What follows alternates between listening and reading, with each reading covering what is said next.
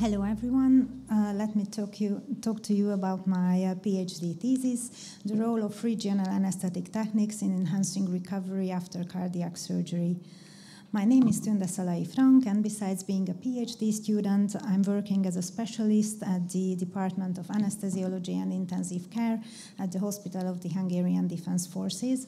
My vision is that regional anesthetic techniques become part of enhanced recovery guidelines in cardiac surgery, and my mission is to take an active part in forming this guideline as a researcher and a clinician as well. I set some specific goals this year. We started both projects this fall. Both of them are dealing with the safety, efficacy, and other possible effects of additional thoracic fascial plane blocks in the cardiac surgical settings. Let me talk to you about my first project, which is investigating the safety and efficacy of additional thoracic fascial plane blocks in patients undergoing cardiac surgery. Out of 100,000 people, more than 120 undergoes cardiac surgery yearly. Though the perioperative mortality is low, up to a third of these patients can experience some kind of an adverse event, and the most common of them is pain. We know that adequate pain management has a pivotal role in enhancing recovery, and we also know that cardiac procedures are very painful, even the newer minimally invasive techniques, and though cardiac analgesia is traditionally opiate-based. Additional fascial plane blocks are already part of enhanced recovery protocols for other types of surgery, but their effect in cardiac analgesia remains still uncertain. As you can see on the picture, there are several types of these blocks. We can choose them according to the site of the surgical incision. We can administer the local anesthetics in two ways, either by a single-shot injection or by a placement of a catheter and giving them continuously. These blocks are performed by ultrasound guidance, so the rate of adverse events is very low. Our aim is to investigate the efficacy and safety of these blocks in anesthesia for cardiac surgery. Our clinical question is the following: do additional thoracic fascial plane blocks enhance recovery after cardiac surgery compared to conventional analgesia? We will investigate patients undergoing cardiac surgery. Our intervention will be adding TPB to conventional analgesia. Our comparator will be the latter. Our primary outcome will be postoperative complications such as pain, surgical site infection, bleeding, prolonged length of ICU and hospital stay. Our hypothesis is that thoracic fascial plane blocks enhance recovery after cardiac surgery, and we are implying that these blocks will be a standard of care in cardiac analgesia, and this way we can speed up the recovery of these patients, and we can reduce the costs and efforts of the patients, the relatives, and the healthcare system as well. We used the systematic search key. As you can see on the slide, it contains of two domains, first one referring to the patient population, the second one referring to the intervention. We had numerous results, and we identified 6 key articles. They are grouped by the intervention they are using. The first 3 articles are using catheter placement, and the second group are using single-shot injections, and all of them investigated our outcome, which is postoperative pain. We had over 14,000 results. After duplicate remover, still remained over 10,000, and we are right now still in the title abstract selection phase, which is planned to be ready by the middle of December. Let's move on to my second project, which is investigating the effect of additional thoracic fascial plane blocks on the respiratory function parameters in patients undergoing cardiac surgery, which is planned to be a protocol for a randomized controlled trial. Respiratory complications, although they are very poorly reported, they occur after cardiac surgeries in 10% of the patients. The etiology is multifactorial, but pain is one of the main causes. We know that the majority of these patients experience moderate or even severe pain, And as you can see on the picture at the bottom of the slide, severe pain goes together with a very impaired respiratory function, but as the patients experience moderate pain, the respiratory function is much better. Thoracic fascial plane blocks seem to be a safe and effective tool for postoperative pain management, but their effect on respiratory parameters has not yet been studied. So our aim is to design a randomized controlled study to investigate the possible effects of TPBs. Our clinical question is, do additional thoracic fascial plane blocks have a beneficial effect of respiratory function compared to general analgesia in patients undergoing cardiac surgery? We are planning to investigate patients, adults undergoing elective cardiac surgical procedure.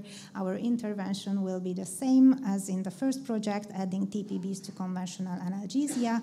Our comparator will be conventional analgesia, and our primary outcome will be the change in FEV1-FVC ratio at the 12th postoperative hour. Our secondary outcome will be change in other respiratory parameters and adverse events. Our hypothesis is that the impairment of respiratory function is lower with additional thoracic fascial plane blocks compared to conventional analgesia. And our clinical implication is basically the same as in the first project. We would like to speed up the recovery of these patients and reduce the efforts and costs. Here you can see the eligibility criteria. We are aiming for adults undergoing elective cardiac surgical procedures, and it's very important that the patients don't have any known allergies to the medications we are using. We are planning to use bupivacaine as local anesthetic. Here you can see the number of elective cardiac surgeries in 2 centers in Hungary, and I know that in these 2 centers TPBs are performed regularly.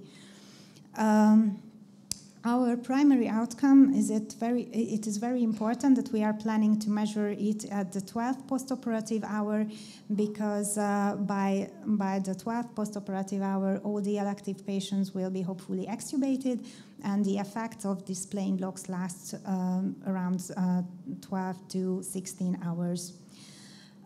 In summary, I'm planning to submit my first project by the fall of next year and the second project by the spring of 2026.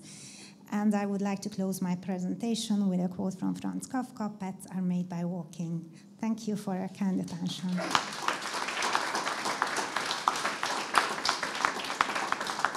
My question is about your first project. Do they use other local anesthetic than bupivacaine in those studies, or just using that as you planned in the second? No, they are using all of the other local anesthetics. They are using lidocaine, ropivacaine, so there are several, actually all of the local anesthetics are used. So we have to make, I guess, some subgroups for that. And why did you choose bupivacaine in the second project? Because in Hungary we are using mostly bupivacaine for these blocks. Is it better than the others, or just the practice?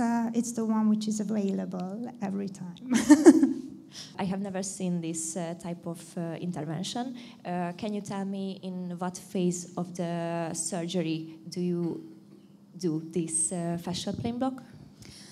Yes, it can be done before the beginning of the surgery, but due to logistic reasons, it's usually performed at the end of the surgery, or even these cardiac patients are not, they are moved to the ICU right after the end of the operation, so it's not that rare that we can just perform these blocks at the ICU.